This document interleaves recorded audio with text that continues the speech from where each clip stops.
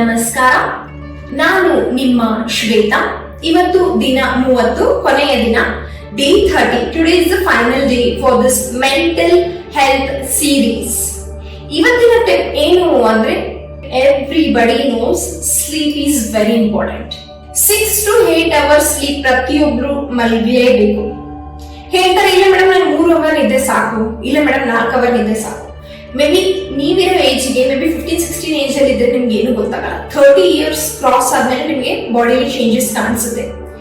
ನೀವು ರಾತ್ರಿ ಕರೆಕ್ಟ್ ಆಗಿ ನಿದ್ದೆ ಮಾಡಲಿಲ್ಲ ಅಂತಂದ್ರೆ ನಿಮ್ಮ ಬಾಡಿಲಿ ಮೆಲಟೋನಿನ್ ಹಾರ್ಮೋನ್ ಇರುತ್ತೆ.